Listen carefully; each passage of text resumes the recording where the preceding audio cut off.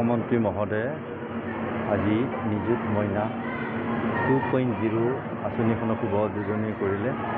সুৰেণ দাস মহাবিদ্যালয়ৰ এই স্বায়ত্তশাসিত এই মহাবিদ্যালয়ৰ পৰা প্ৰত্যক্ষভাৱে মুখ্যমন্ত্ৰী মহোদয়ৰ এই শুভ উদ্বোধনী অনুষ্ঠানত উপস্থিত থাকি সুৰেণ দাস মহাবিদ্যালয়ৰ ছাত্ৰ ছাত্ৰীৰ মাজত প্ৰপত্ৰ বিতৰণ কৰা যি কাৰ্যসূচী সমাপন কৰিলোঁ।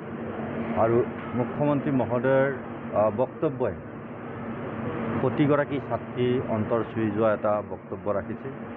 প্ৰত্যেকগৰাকী ছাত্ৰীয়ে উপকৃত হ'ব আৰু নিযুত মইনা আঁচনিখনৰ জৰিয়তে উচ্চ শিক্ষা গ্ৰহণত ছাত্ৰীসকলৰ যি বাধা হৈ আছিলে এই বাধাৰ পৰা কিছু হ'লেও ছাত্ৰীসকলক সকাহ পাব আৰু উচ্চ শিক্ষা গ্ৰহণ কৰি বিশেষকৈ সামাজিক ব্যাধি বাল্য বিবাহৰ নিচিনা এটা সামাজিক ব্যাধিয়ে যি ধৰণে প্ৰভাৱ পেলাই আছিলে তাৰ পৰা মুক্ত হোৱাৰ কাৰণে নিযুত মইনা আঁচনিখনে যথেষ্টভাৱে উপকৃত কৰিব।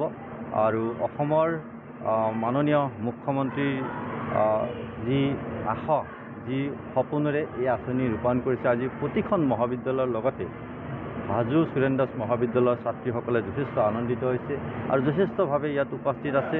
আৰু এই আঁচনিয়ে এই অঞ্চলৰ অনগ্ৰসৰ পৰিয়ালৰ ছাত্ৰীসকলক শিক্ষা জীৱন আগুৱাই যোৱাৰ ক্ষেত্ৰত বিশেষভাৱে অৰিহণা যোগাব। আৰু মই মহাবিদ্যালয়ৰ অধ্যক্ষ মহোদয়ৰ লগতে পৰিয়ালৰ মই শুভেচ্ছা ধন্যবাদ জনাইছোঁ। আৰু বিশেষভাৱে অসমৰ মুখ্যমন্ত্ৰী আৰু শিক্ষামন্ত্ৰীক ধন্যবাদ এইকাৰণে জনাইছোঁ যে এইখন আঁচনিয়ে প্ৰকৃত দুখীয়া ছাত্ৰীসকলৰ পিতৃসকলৰ সকাহ দিয়াৰ যি ব্যৱস্থা কৰিছে আৰু ছাত্ৰীসকলে শিক্ষা জীৱন আগুৱাই যোৱাৰ যি উপকৃত হ'ব, এইটো এটা অতি প্ৰশংসনীয়ভাৱে